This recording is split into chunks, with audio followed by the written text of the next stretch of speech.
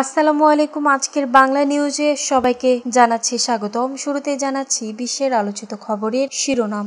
Iran আলোচনা করতে চায়, সময়সূচি নির্ধারণ হয়েছে জানিয়েছেন ট্রাম্প। ফিলিস্তিনের সার্বভৌমত্ব ইসরায়েলের কাছেই থাকা উচিত জানিয়েছেন নেতানিয়াহু। আলোচনা টেবিলে বোমা মেরে কূটনীতি ধ্বংস করেছে আমেরিকা ইরানের প্রেসিডেন্ট। ইউক্রেনে আরও অস্ত্র পাঠানোর ঘোষণা ট্রাম্পের। ইসরায়েলের আগ্রাসনে গাজায় ফের বাস্তুচ্যুত 7 লাখ ফিলিস্তিনি। ভারত পাকিস্তান যুদ্ধ থামানোর আবারও কৃতিত্ব দাবি ট্রাম্পের।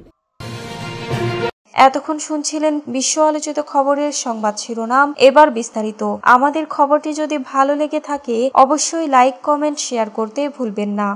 ইরান আলোচনা করতে চায়, সময়সূচি নির্ধারণ হয়েছে জানিয়েছেন ট্রাম্প। মার্কিন প্রেসিডেন্ট ডোনাল্ড ট্রাম্প বলেছেন, আমরা ইরানের সঙ্গে আলোচনার সময়সূচি নির্ধারণ করেছি। তারা আলোচনা করতে চায়। স্থানীয় সময় সোমবার 7 জুলাই হোয়াইট হাউসে ইসরায়েলি প্রধানমন্ত্রী বেনিয়ামিন নেতানিয়াহুর সঙ্গে এক যৌথ সংবাদ সম্মেলনে তিনি কথা বলেন। খবর আনাদুলুর। ডোনাল্ড ট্রাম্প বলেন, যুক্তরাষ্ট্র ইরানের সঙ্গে আলোচনা করবে। তিনি বলেন, তারা একটি বৈঠকের অনুরোধ করছে এবং যদি আমরা কাগজে কলমে কোনো কিছু লিখতে পারি তাহলে তা ঠিক হবে, এটা ভালো হবে। তিনি আরো বলেন, আমরা দেখব কি হয়। ট্রাম্পের মধ্যপ্রাচ্য বিষয়ক দূত স্টিভ উইটকফ বলেন, বৈঠকটি আগামী সপ্তাহ বা তার মধ্যে অনুষ্ঠিত হবে। ইরানের উপর আরেকটি হামলা চালানোর কোনো ইচ্ছা বা আকাঙ্ক্ষা আছে কিনা সে সম্পর্কে জিজ্ঞেস করা হলে ট্রাম্প বলেন, আমি আশা করি আমাদের এটি করতে হবে না। আমি এটি করতে চাই না। আমি কল্পনা করতে পারি না যে তারা এটি করতে চাইবে। তারা দেখা করতে চায়, তারা কিছু সমাধান করতে চায়। ফিলিস্তিনের সার্বভৌমত্ব ইসরায়েলের কাছে থাকা উচিত জানিয়েছেন নেতানিয়াহু। ইসরায়েলি প্রধানমন্ত্রী বেনিয়ামিন নেতানিয়াহু সোমবার বলেছেন, তিনি ফিলিস্তিনদের সাথে শান্তি চান, কিন্তু ভবিষ্যতের স্বাধীন ফিলিস্তিন রাষ্ট্রকে তিনি ইসরায়েলকে ধ্বংস করার একটি প্ল্যাটফর্ম হিসেবে বর্ণনা করে বলেছেন, এ কারণেই সার্বভৌম নিরাপত্তার ক্ষমতা ইসরায়েলের কাছে থাকা উচিত। সাংবাদিকরা এ সময় ট্রাম্পকে জিজ্ঞাসা করেছিলেন, দ্বিরাষ্ট্র সমাধান সম্ভব কিনা।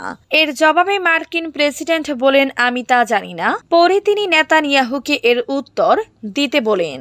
নেতানিয়াহু বলেন, আমি মনে করি ফিলিস্তিনদের নিজেদের শাসন করার ক্ষমতা থাকা উচিত, কিন্তু আমাদের হুমকি দেওয়ার মতো কোনো ক্ষমতা তাদের থাকা উচিত নয়। এর অর্থ হলো সামগ্রিক নিরাপত্তার মতো সার্বভৌম ক্ষমতা সর্বদা আমাদের হাতে থাকবে। আলোচনা টেবিলে বোমা মেরে কূটনীতি ধ্বংস করেছে আমেরিকা। ইরানের প্রেসিডেন্ট ডক্টর মাসুদ পেজেশকিয়ান বলেছেন, ৬ষ্ঠ দফা বৈঠকের আগে যখন আমরা কার্যত আলোচনার মধ্যেই ছিলাম তখন আমেরিকা বাস্তবিক অর্থে আলোচনার টেবিলে বোমা মেরে কূটনীতি ধ্বংস করে দিয়েছে। আমেরিকার সাংবাদিক টাকার কার্লসনের সাথে এক সাক্ষাৎকারে তিনি কথা বলেন। তিনি এই সাক্ষাৎকারে আন্তর্জাতিক আণবিক শক্তি সংস্থার সাথে সহযোগিতা, ইসরায়েলের সাথে সাম্প্রতিক যুদ্ধ এবং আমেরিকার সাথে সম্ভাব্য আলোচনা পুনরায় শুরু করার ক্ষেত্রে ইরানের শর্তাবলী সম্পর্কে তার সরকারের অবস্থান ব্যাখ্যা করেছেন। সাম্প্রতিক যুদ্ধ সম্পর্কে পেজেশকিয়ান বলেছেন, আমরা যুদ্ধ শুরু করিনি এবং আমরা এটি চালিয়েও যেতে চাই না। আমি যেদিন থেকে দায়িত্ব গ্রহণ করেছি সেদিন থেকে আমার মূলনীতি ছিল দেশের ভিতরে ঐক্য গড়ে তোলা এবং আমাদের প্রতিবেশী তথা গোটা বিশ্বের সাথে শান্তিপূর্ণ সম্পর্ক প্রতিষ্ঠা করা।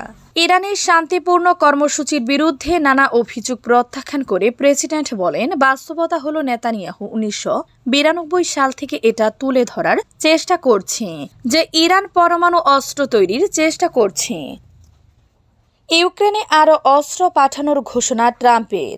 এ নিয়ে কয়েকদিন আগে রাশিয়ার প্রেসিডেন্ট ভ্লাদিমির পুতিনের প্রতি অসন্তুষ্ট প্রকাশ করেন আমেরিকার president Donald Trump. White house গত সপ্তাহে কিয়েভে কিছু অস্ত্র সরবরাহ বন্ধ করার ঘোষণা দেওয়ার পর সোমবার মার্কিন প্রেসিডেন্ট ডোনাল্ড ট্রাম্প বলেছেন, যুক্তরাষ্ট্র ইউক্রেনে অতিরিক্ত অস্ত্র পাঠাবে।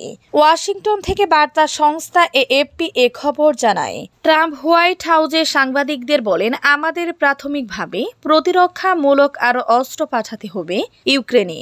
আমেরিকার প্রেসিডেন্ট বলেন ইউক্রেনের উপর ক্রমাগত হামলা হচ্ছে, সেখানে এর ফলে অনেক মানুষের মৃত্যু হচ্ছে।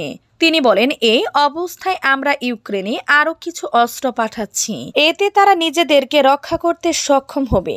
তিনি বলেন তিনি প্রেসিডেন্ট পুতিনের উপর সন্তুষ্ট নন। পুতিন 2022 সালে রাশিয়ার এই ছোট প্রতিবেশীকে পূর্ণ মাত্রায় আক্রমণ শুরু করেন এবং ট্রাম্পের চাপ সত্ত্বেও সংঘাত বন্ধে খুব কমই আগ্রহ দেখিয়েছিলেন। ইসরায়েলের আগ্রাসনে গাজায় ফের বাস্তুচ্যুত 7 লাখ ফিলিস্তিনি। গাজায় যুদ্ধবিরতি ভেঙে চলতি বছরের মার্চ থেকে পুনরায় শুরু করা ইসরায়েলের সামরিক অভিযানে 7 লাখেরও বেশি মানুষ বাস্তুচ্যুত হয়েছেন। সোমবার 7 জুলাই এ তথ্য জানিয়েছে জাতিসংঘ খবর আনাদোলুর। জাতিসংঘের মুখপাত্র স্টিফেন ডুজারিক এক সংবাদ সম্মেলনে বলেন, রোববার ইসরায়েলি কর্তৃপক্ষ 2 দিনের মধ্যে দ্বিতীয়বারের মতো খান ইউনিসের কিছু অংশে বাস্তবিক আদেশ জারি করেছে। আমাদের সহকর্মীরা অনুমান করেছেন যে 50,000-এর বেশি মানুষ ওই এলাকায় রয়েছেন যারা বাস্তুচ্যুত হতে পারেন।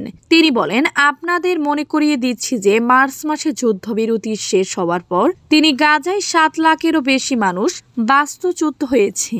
অনেকে একাধিকবার বাস্তুচ্যুত হয়েছে এবং তাদের যাওয়ার কোনো নিরাপদ স্থান নেই। তিনি আরো বলেন, সপ্তাহান্তে ত্রাণ সহায়তা নিতে গিয়ে অনেক ফিলিস্তিনি নিহত হয়েছেন বলে জানা গেছে। এছাড়া হাসপাতালে সাহায্য চাইতে গিয়ে আহত রোগীর সংখ্যা উপচে পড়েছে। জাতিসংঘের এই মুখপাত্র বলেন, আমরা আবারও সফল বেসামরিক নাগরিকদের হত্যার স্পষ্ট নিন্দা জানাই। বিশ্ব খাদ্য কর্মসূচির সাম্প্রতিক এক প্রতিবেদনে কথা উল্লেখ করে ডুজারিক বলেন, গাজায় প্রতিদিনের মধ্যে একজন কয়েকদিন ধরে কিছু খায়নি, যার ফলে গাজার আরও বেশি মানুষ অনাহারের ঝুঁকিতে রয়েছেন। ভারত পাকিস্তান যুদ্ধ থামানোর আবারও কৃতিত্ব দাবি ট্রাম্পের। ভারত ও পাকিস্তানের মধ্যে সম্ভাব্য যুদ্ধ থামানোর কৃতিত্ব আবারও দাবি করেছেন যুক্তরাষ্ট্রের প্রেসিডেন্ট ডোনাল্ড ট্রাম্প। সোমবার 7 জুলাই হোয়াইট হাউসে ইসরায়েলের প্রধানমন্ত্রী বেনিয়ামিন নেতানিয়াহুকে স্বাগত জানানোর সময় সাংবাদিকদের সঙ্গে আলাপকালে তিনি বলেন, তার প্রশাসনের কূটনৈতিক প্রচেষ্টা 2 দেশের মধ্যে যুদ্ধ এড়াতে সহায়তা হয়েছে।